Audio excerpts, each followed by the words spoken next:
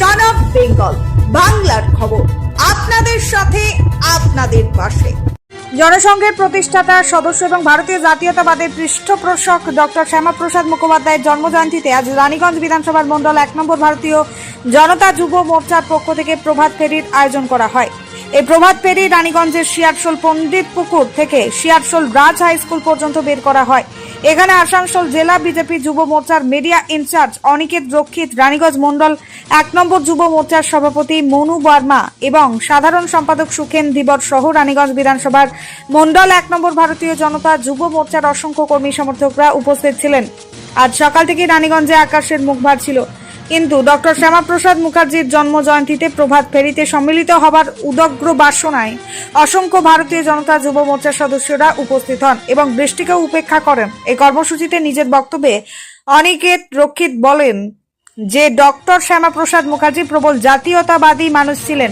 তিনি যখন দেখলেন যে সেই সময় তৎকালীন শাসকেরা ভারতবর্ষের মানুষের জাতীয়তাবাদ বোধকে দমানোর চেষ্টা করছে, তখন ডক্টর শ্যামাপ্রসাদ মুখার্জি রাষ্ট্রীয় স্বয়ংসেবক সংঘের প্রাণপুরুষ গুরুজির সাথে দেখা করেন এবং তারপর জন্ম হয় জনসংঘের, যা থেকে আজকের বিজেপির জন্ম।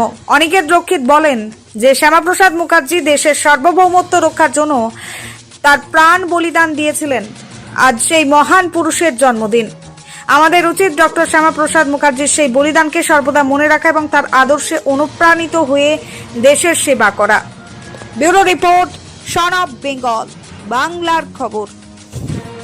ছিল যেখানে নেহরু স্বৈরাচারিতা তুঙ্গে উঠে গেছিল, সেই অবস্থায় ডক্টর শ্যামাপ্রসাদ মুখার্জি ছিলেন এমন এক ব্যক্তি যিনি বুঝেছিলেন ভারতের প্রতিবাদী রাষ্ট্রীয় শক্তির দরকার।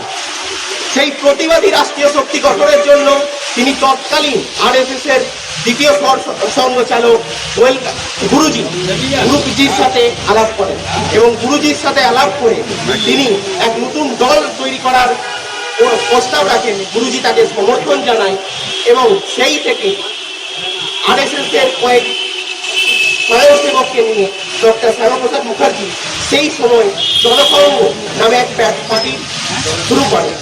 সেই জনসংঘ পার্টি ছিল ভারতবর্ষের প্রথম বিরোধী পার্টি। কংগ্রেসের সেই তুমুল অত্যাচারের মাঝে এই পার্টি দাঁড়িয়েছিল এবং শ্যামাপ্রসাদ মুখার্জি ছিলেন অঘোষিতভাবে ভারতের প্রথম, যখন ইলেকশন হয়, ভারতের প্রথম অপোজিশন লিডার আমরা আজ যাকে বলছি। যেমন আজকে মোদিজির অপোজিশন লিডার আমরা দেখছি কংগ্রেসের রাহুল গান্ধী, সেই টাইমে টাপুর কংগ্রেসের সময়ে প্রথম ভারতবর্ষের opposition leader, unofficial opposition leader ছিলেন ডক্টর শ্যামাপ্রসাদ মুখার্জি। কিন্তু কাশ্মীরের 370 ধারার বিরোধিতায় যখন তিনি কাশ্মীরে অ্যারেস্ট হন, সেই অ্যারেস্ট হওয়ার পর তার মৃত্যুর পর জনসংঘের দায়িত্বে এসে পড়ে আমাদের পণ্ডিত দীনদয়াল উপাধ্যায়ের উপর।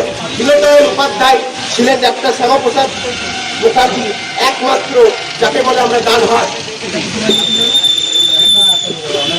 বন্ধুরা, এই জনসংঘের যে মানচিত্র ছিল, ফ্রেমওয়ার্ক, সেই ফ্রেমওয়ার্কের উপরই আজকে আমাদের এই বিজেপি দাঁড়িয়ে। 1980 সালে অটল বিহারী বাজপেয়ী, LK আদবানি যে বিজেপি পার্টি তৈরি করেছিলেন, সেই বিজেপি পার্টির রূপরেখা শ্যামাপ্রসাদ মুখার্জির তৈরি করা জনসংঘ পার্টির থেকেই নেওয়া হয়েছিল।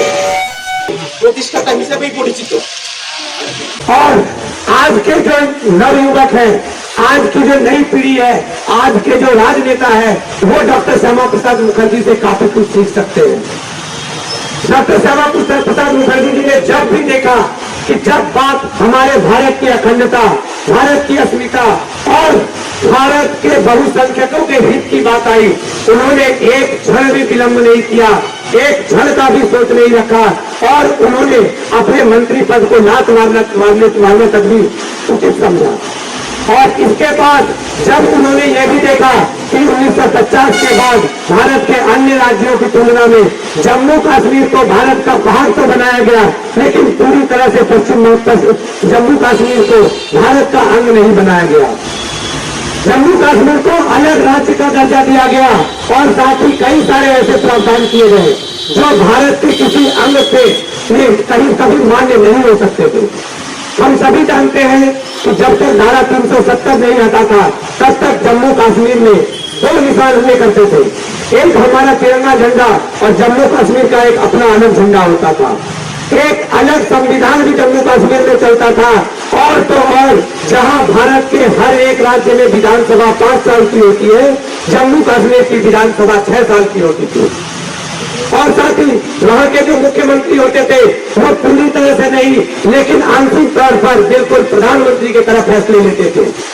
और ऐसे में श्यामा प्रसाद मुखर्जी प्रथम व्यक्ति थे जिन्होंने इसका पुरजोर विरोध किया, हर मंच से विरोध किया, हर क्षण विरोध किया। और हम सभी जानते हैं कि जब श्यामा प्रसाद मुखर्जी की दूरदर्शिता लोगों तक पहुंचने लगी, तत्कालिक सरकारें इसे बर्दाश्त नहीं कर सकी।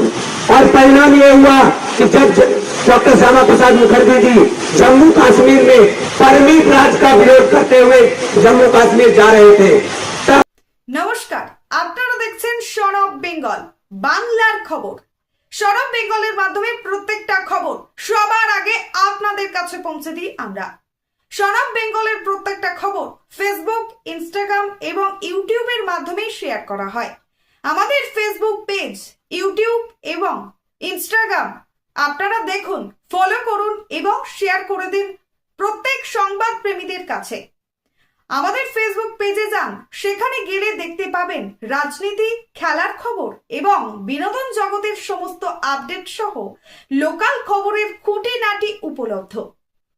তাই সঙ্গে থাকুন, দেখতে থাকুন সন অফ বেঙ্গল বাংলার খবর।